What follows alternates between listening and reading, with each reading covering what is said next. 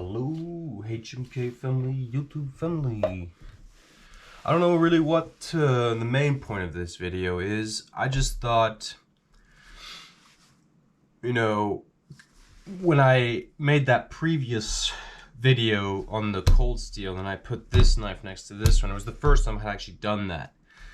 And I noticed something really interesting, and that's, I think you can probably predict what I'm about to say, is that they have actually extremely similar proportions to some degree.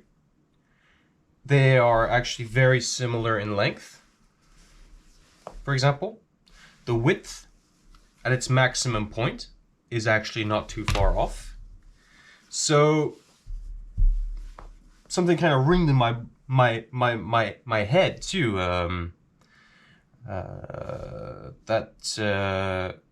You know, this is kind of interesting. You know, these are just proportional similarities, not necessarily utility, not necessarily use case, not necessarily, you know, any other thing. It was just when I put them down next to each other, that was really interesting. And then we weighed them. I'm not sure if you can actually see that. And then we weighed them. So this time, so this was 427, right? 426 unsheathed. Might as well just throw the string in there too. 486 with the string. This is just a brilliantly engineered knife. Just 450 grams. Not bad. Not bad. It is a brilliant knife.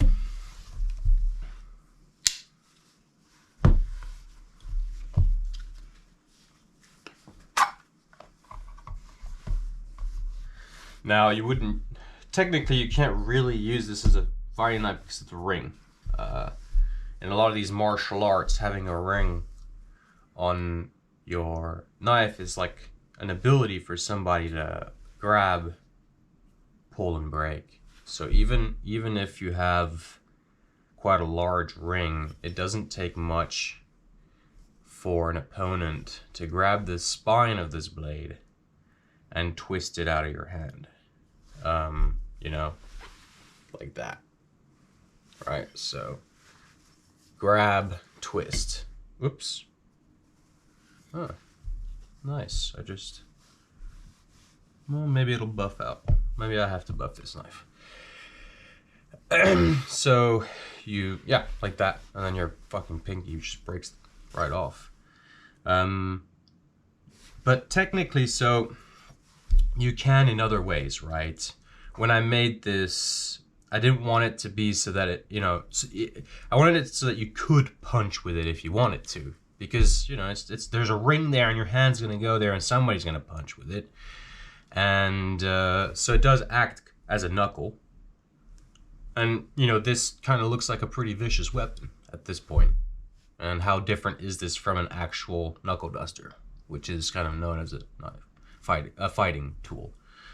So then there's also, you can hold it like a punch dagger, which is you know, something that's pretty badass about this design. You have now a punch dagger. You have a punch dagger hatchet, right? You can even probably, if I develop the design a little more, it is possible to hold it like a punch dagger. So I don't know what the biggest, heaviest, nastiest punch dagger in the world right now is, but I wonder how close it is to these proportions. Right? I like it better like this. So, not a fighting knife, but because it was always intended to be like chopper, utility, cooking, just sort of a everything tool that isn't too long. Because as you can see, it's not actually a very long knife. See, it's sort of a standard medium blade length, right? So the idea was to have a knife that is basically no longer than your standard military utility, you know, production blade that everyone is relatively familiar with, right? Nothing, something that isn't longer than that, but just has as much extra meat added to it as possible in the right places, right? The next update of this particular design, the ring will be a couple millimeters thicker. The space in the ring will also be a couple millimeters wider. And then there's going to be an extension here where somebody said I should put some kind of skull crusher. So maybe I will, maybe I won't, because I use it like this. So it will be a little bit silly to put a skull crusher here. But what I might, what I'll do anyway is extend this portion of the handle out so that when you skull crush, which is the only thing that I really feel like I didn't think about, and I thought about a lot of things on this design, well, actually I did think about it, but it wasn't so clear in the CAD, of course, and I should have added more metal here so that when you crush, you're crushing not into the ring here, you'd be crushing into the main frame there. And so I just need to beef up that entire section, and then it's pretty much done. I think and also the nice thing about beefing that up too is that when you hold it like this and in the pistol grip form, you have also more material, more ring, more stuff to hold on to. And then you got kind of this ball cup grip on your hatchet, and it just swings in there very nicely. You can hang on to it like that. There's very little effort in holding the blade while you're chopping and doing some stuff. So it's very lovely to hold. This, on the other hand, you know, you're talking about pretty much the same, literally the same package in terms of mass, in terms of proportions, closed or in the closed configuration, actually, and a lot of similarities in terms of like the carrying it around and chopping and all this. So what I found that's interesting is that after a while of thinking about it, these two knives actually have a huge amount of similarities that I didn't think about before. And when it's just really interesting in many ways. You know, here it goes, you got this, the grind goes down here, up there, then here, and then there, and you're seeing the same similarities in a lot of, you know, you have this hand feature, you got this extra place to hold on to, right? You got the grip here, you got the grip here, and when you look at, like, if we overlay the two right on top of each other, so very, you know, it's, once you really look at it for a while, you notice that there's a huge amount of similarities. So if we consider this here to be like the ring, we consider this here to be sort of the space between here and the inside of this ring, we see there isn't super much spine action there, but we see a similarity, of course, with this. Just more like visually, currently, we do see a little bit of that. And this acts as a place to hold the thumb, right? We have this space here, and then the locking, the opening lever. I'm not a folding knife guy. This very clever device for opening the knife here. I'd like to, yeah, well, whatever. You have your thumb there, so there is like a place to actually rest your finger by design, right? So that's intentional in many ways. That's the same that can be said for this, where I put the thumb there. It's really nice to actually be able to slide your thumb all the way up there, or to slide, you see, your palm all the way up there. And I mean, just look how small of a profile this blade has become, right? Compared to, like,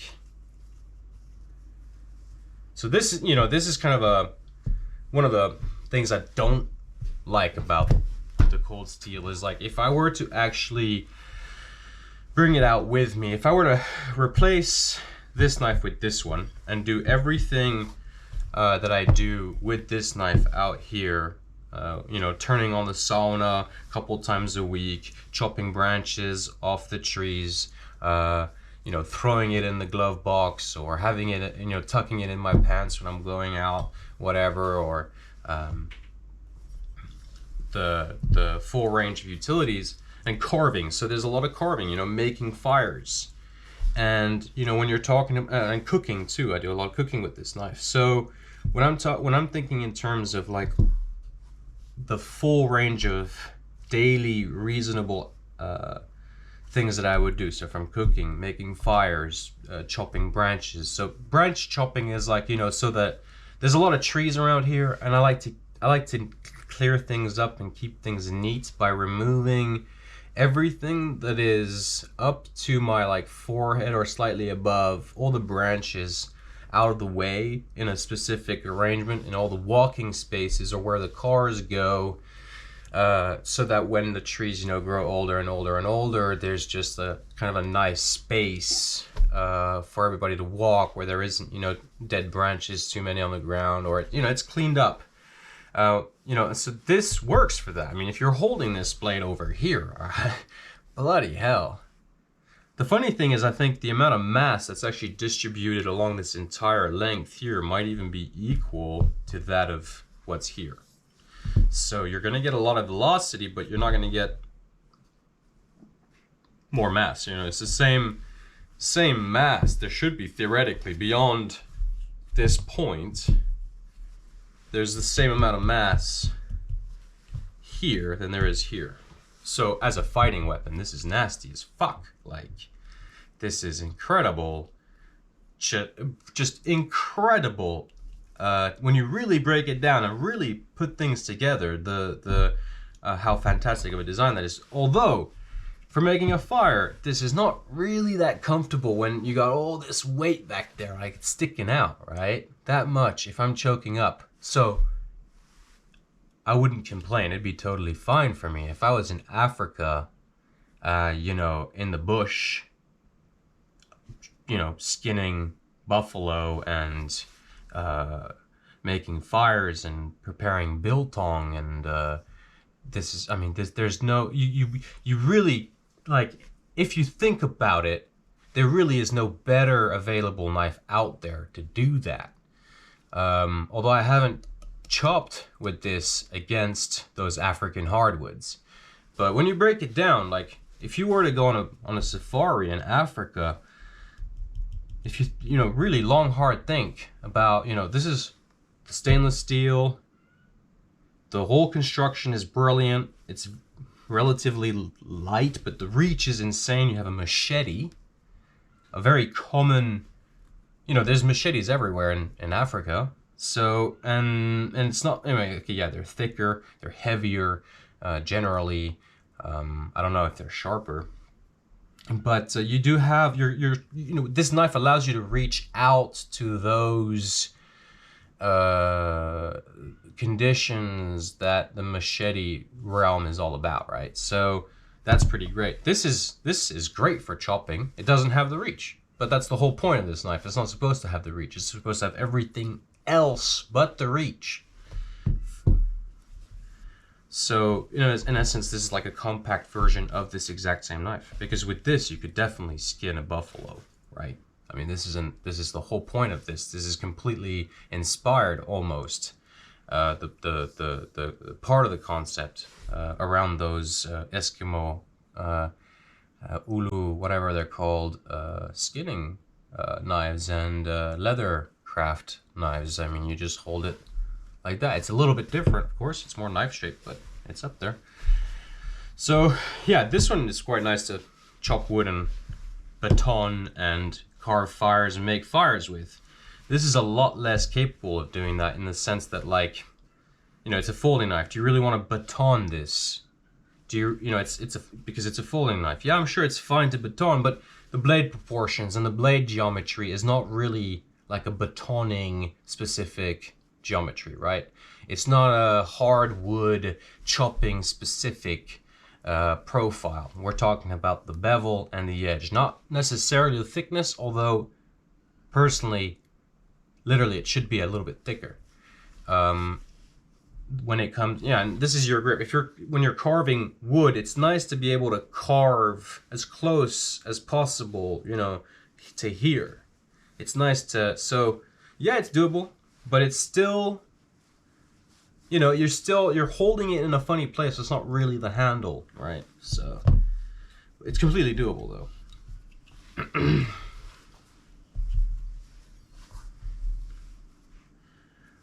But yeah, like, would it be a better replacement for everything that I do around here with this knife? No, definitely not, because this is a handle-focused blade, and this is a blade-focused blade. Which it's actually both. It's handle and blade-focused blade. But I think here, when you, and I think I said this in the description of the previous video, when you, at the end of the day, it really feels like a little bit too thin, the blade, for the properties of the handle.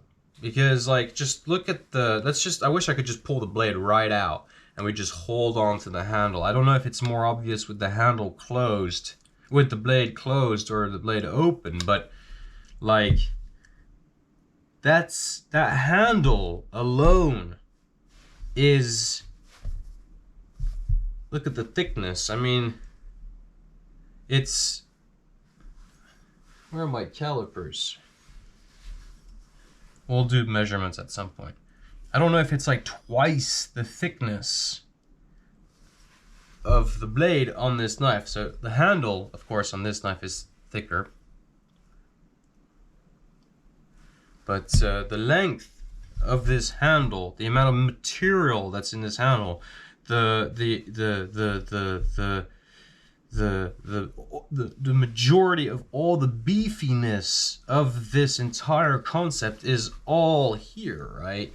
And I think it appears that there's kind of a limitation to how thick you can actually make the blade in this engineering concept before the handle is disproportionately large. So they might be forced to have it at this thickness in order to keep the handle the way it is. Because if you add a millimeter to the handle, you're adding a millimeter everywhere else. And that's, you know, that's, in terms of handle thickness, an extra millimeter is too much most of the time. It generally is like too much. So, but again, like these things, this is quite well engineered. It's like brilliantly engineered. So it's not like the fact that it's thinner that I feel like it should be will limit you from doing anything that this blade does either. And it's also very high-end, like stainless steel. It's also probably water ground. You know, it's very difficult to get that kind of quality even out of knife makers, yet alone, you know, something like this that's produced the way it is. So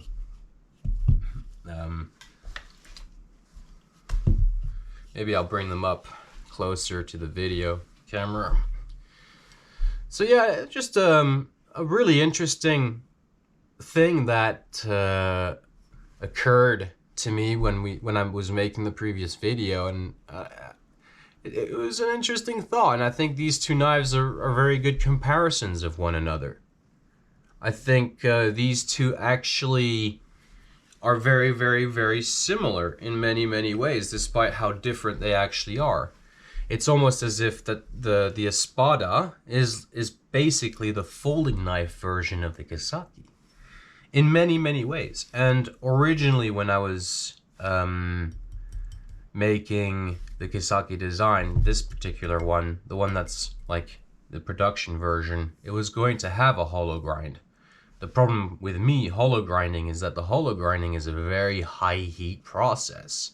And even the water cooling can't keep up, even with fresh belts. It's a lot of fresh belts. So I opted for the flat grind on the maximum grind version. The Scandi grind one is just insanely sharp and a ton of mass, but it's in one of my jackets. I don't want to take it out. And the convex one, of course, is there too, and that's a pain in the ass to sharpen for anybody. This is the easiest one to sharpen or strop, you know.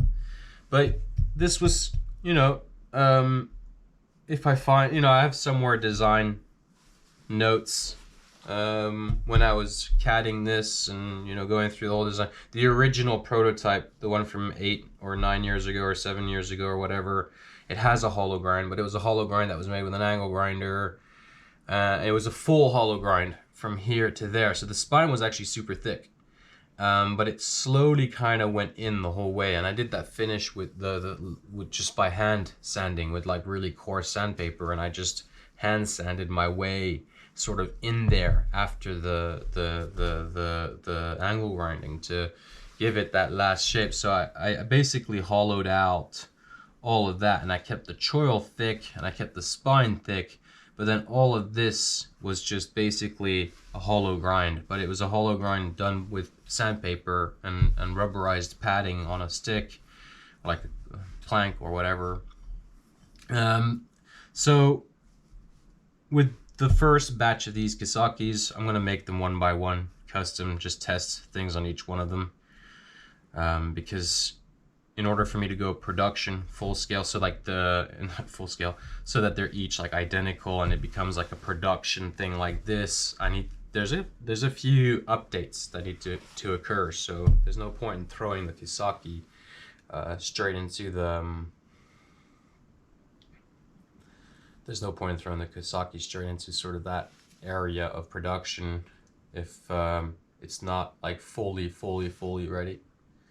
And again, this was just, you know, I mean, every knife is basically a fighting knife, but you know, it's funny when you talk to martial artists and then you talk to all sorts of people who do like knife fighting or have like military guys, and then there's, you know, these videos of you know, SWAT guys talking about what kind of knives they like.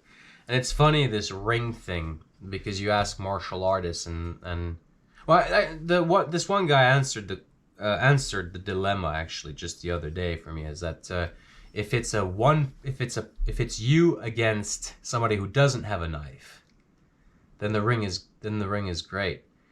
If it's knife against knife, then the ring is going to get you hurt. It's not going to be good for you, because what happens is there comes a point where there's a grappling, and when that grappling becomes relevant, often the first person to drop their knife is the one that wins the fight, because the grappling, nature of the grappling. Now again, you know, everybody, this is probably the same as knife making. Everybody's got their own ideas of what's right and wrong, but again, this was always designed to be like a EDC ranch, like a ranch EDC knife, right? So with somebody who's literally like just walking around the ranch all day, has acres plot, you know, something like that, you know, has a few trees growing, maybe has a sauna, has one or two grill places, you know, just you know, you go hiking,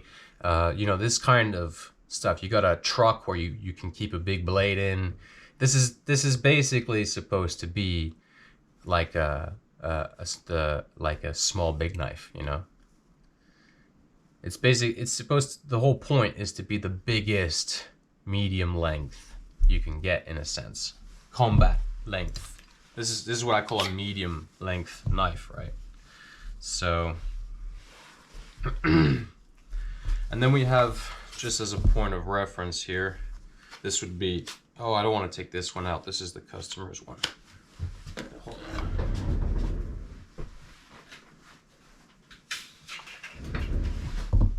And there's the rivet lock will go along. Although I'm pretty sure this one would actually chop deeper and better. It's just, you know, twice as heavy.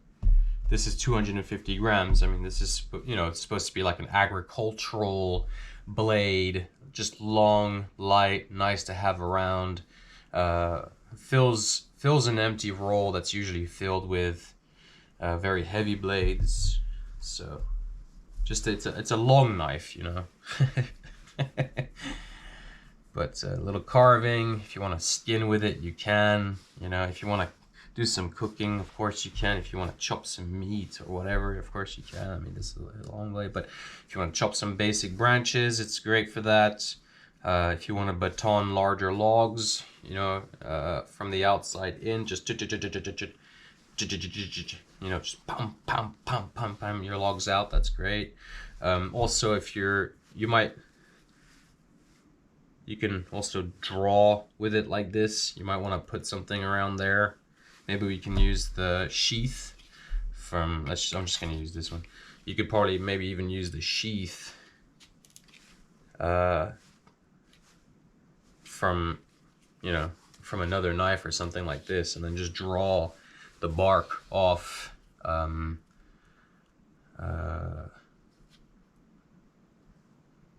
whatever you're working with.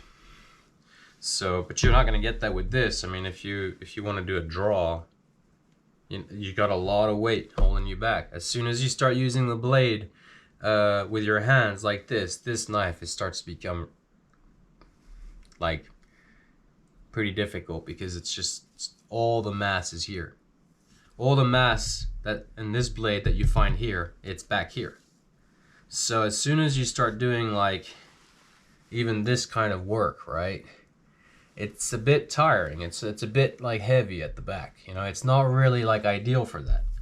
So you know, this is basically everything that this is, but in folding knife form. It's a super interesting observation that I thought I would share with you guys. And I hope you like this cool trick. We'll have to test it out. This is number 3 of the rivet lock.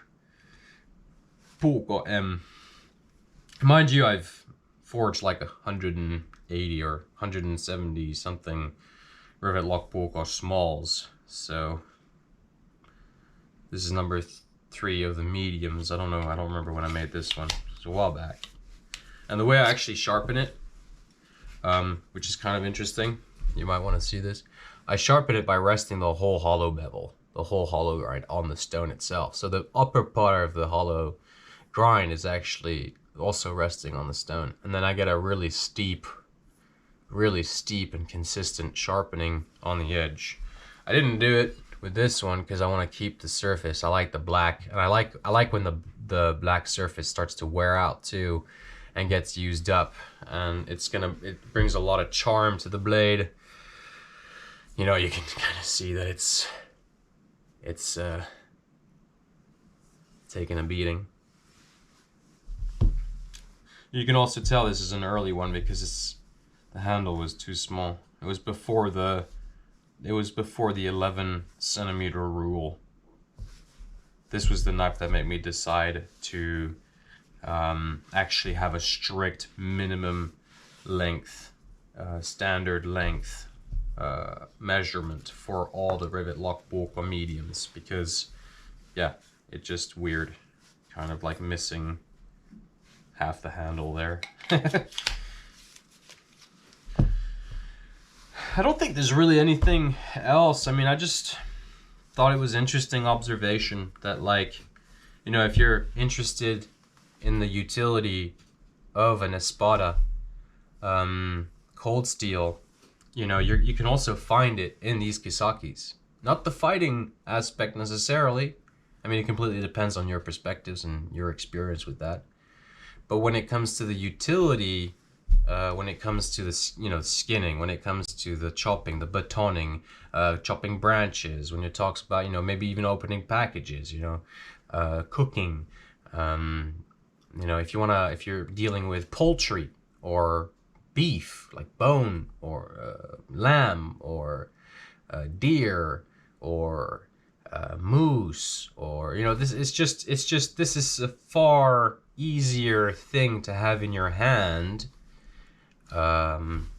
for all of those tasks than this. And that's simply because the whole point of this is that it's you know, it has all those same properties. You can do all of those same things really, really well, at the expense of a little comfort in holding the blade when it's fully open because of all the weight that's here and then sort of the length and the size and the mass. So you do take up more space. And when you skin with a knife like this, you're the only person on that carcass, really. If you want to do it safely, when your knife, what I've realized is, like, when a knife basically goes above this medium length, it's no longer safe to skin the same animal with multiple people. Now, you know, this is kind of the maximum medium length of a blade, but with all this added length, you're you know, it's skinning when the blade is like this out. It's asking for trouble. You're gonna poke somebody's fingers here. I've done that before with long knives. I've accidentally poked into somebody's. Their hand was like this, right, with their knife, and then we both of our knives went through.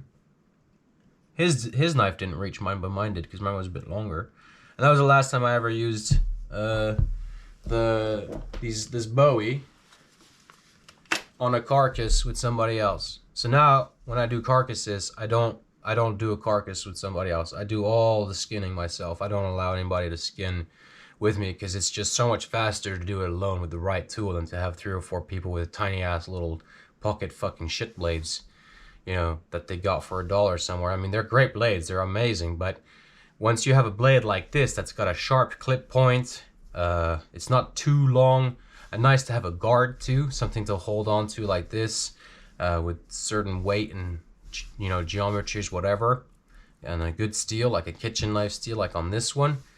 You can process a moose and lamb and, you know, deer very quickly, much faster, like than having multiple. Because when you have multiple guys, the brains are not in sync. It's just, you know, people taking turns doing whatever, and here's pulling one side, and it's kind of rare that you have like very well synchronized skinning. So I just prefer to do it alone, and this knife is just amazing for skinning. You just go down the legs, both sides, just voila, pull it all the way down, and then just the legs and the arms and then neck and whatever, and then just everything is off, right? Because you got the clip point, you got this long clip point. So if you want to, you know, and if you're just turning the whole carcass into a sausage and you don't mind the meat damage, then you can go even faster. So yeah, I think with this, you know, when you're skinning and you're holding it like that, you're not gonna hurt anybody, right? You're not gonna hurt anybody. And then when you are ready or tired or whatever, you can hang it on a hook. You don't have to put it back in the sheath, and then it can just sort of stay like this with the blood or whatever and gunk dripping off down wherever, right? You can hang it up. So I'm not, you know, what I'm not here saying this is a bad knife and this is a better knife, or that, you know, this is offering something different than, why it's offering something different, yes, but I'm not trying to use the Espada as like a marketing tool to make this one look better, because they're both similar, and I respect all knives. I don't care what knives look like. I mean, look, I even make little things like this. This is not like a, you know, this is just a fun little thing to forge with a sharp Scandi grind style edge on it, you know? It's useful for somebody. It doesn't have to be a freaking Nitro V steel. You know, it doesn't, you know, I like all blades, whether they're scrappy or whether they're super clean or whether there's faults in them or not. I like all knives. I don't judge, you know? So I try to avoid saying that oh, this knife is better than that knife or something like that, because, you know, an OTF knife is probably not going to ever really be better than like a Mora for making fires, you know? A Scandi grind, more, I don't know, I don't have an OTF knife, I gotta try it out, but it's like price, quality, usability, all of these things, these are mostly like, they're not really like a performance thing. They're much more like material, geometries, tools, interests, hypes, and all these kind of things that really turn the price into what it is, you know? Are you paying for somebody's retirement savings every time you buy one of their products? You know?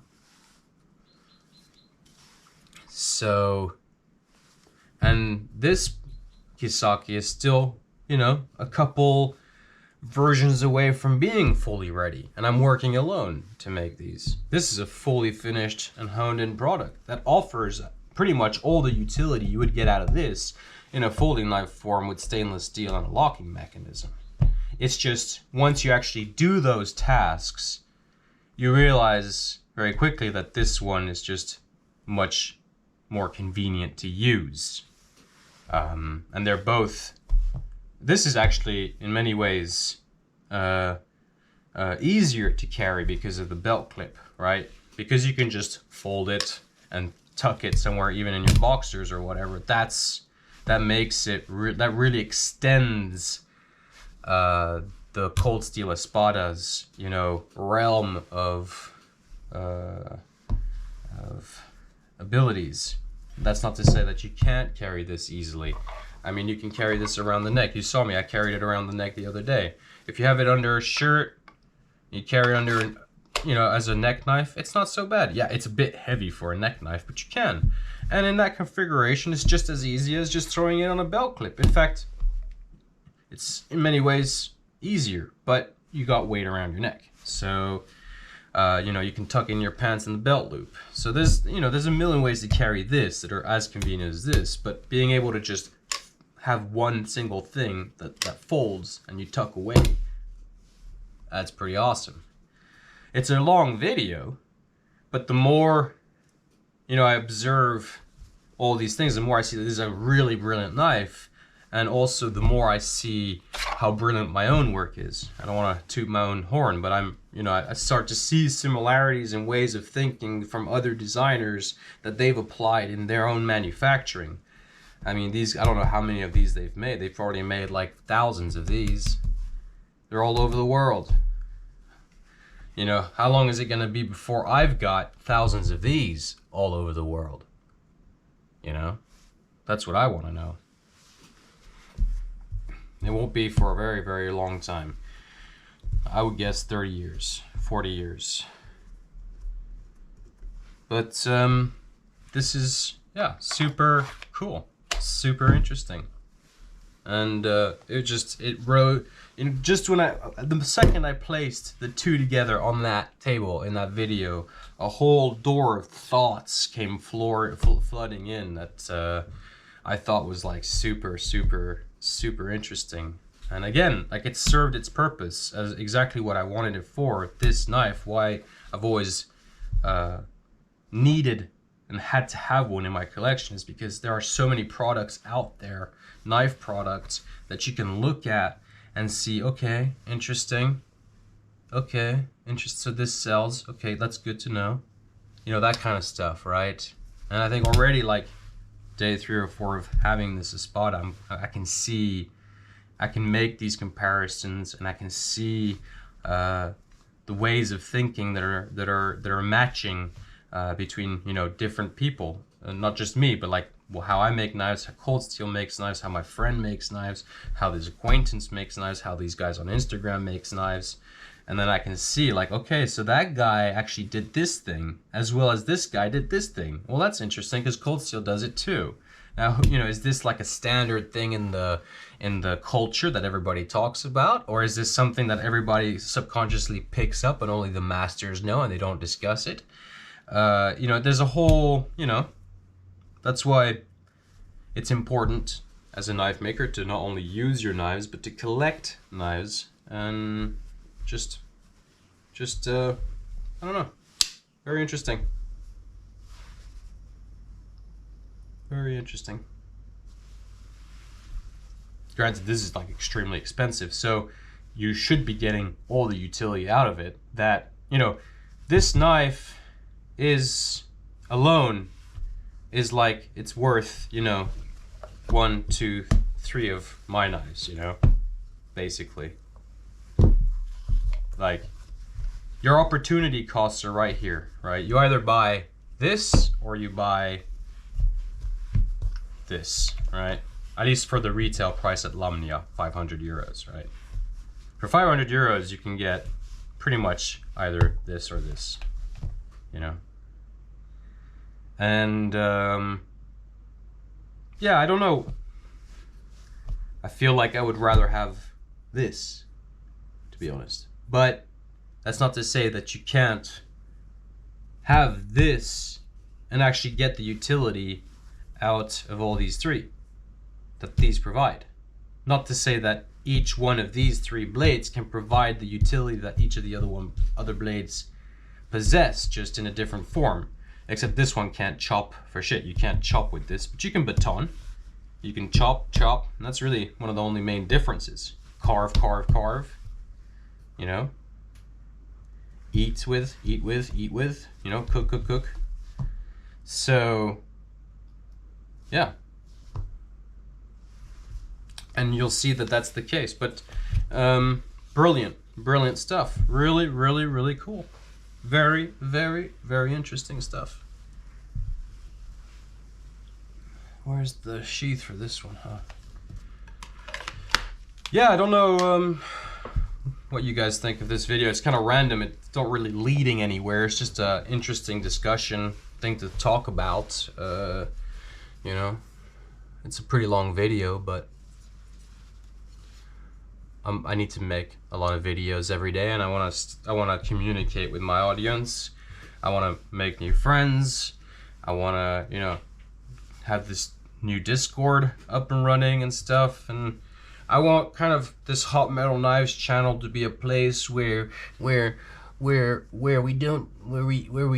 open to all knife designs, and we're tolerant of all knife makers and designs, okay?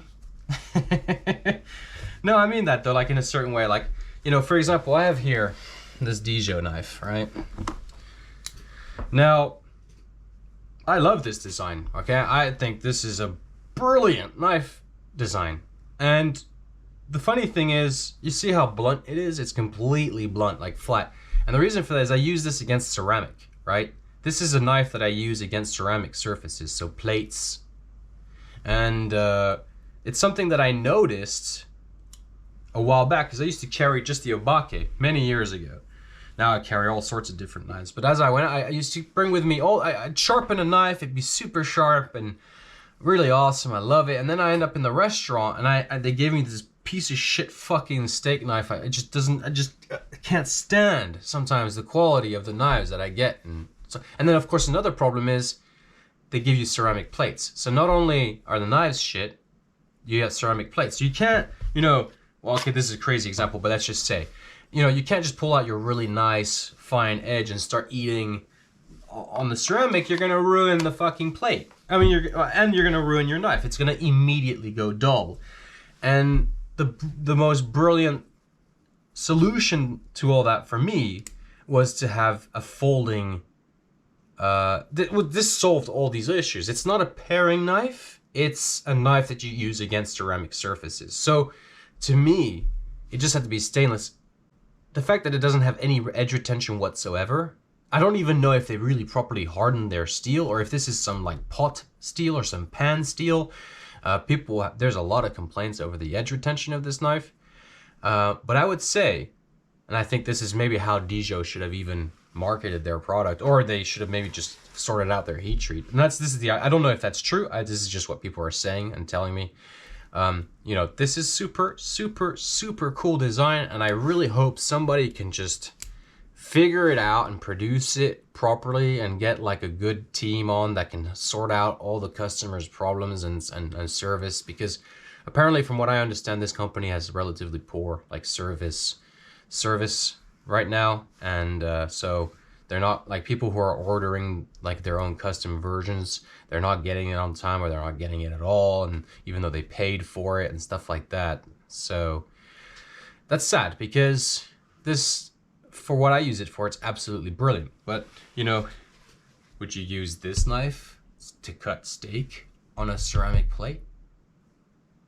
Would you use this knife? No, you wouldn't use, there isn't a single freaking knife you would ever use that with. So yeah, that's, again, like, this is, you know, terrible there appears to be a terrible reputation with the company, But the design, regardless of what everybody says, Dijo came up with an absolutely brilliant design.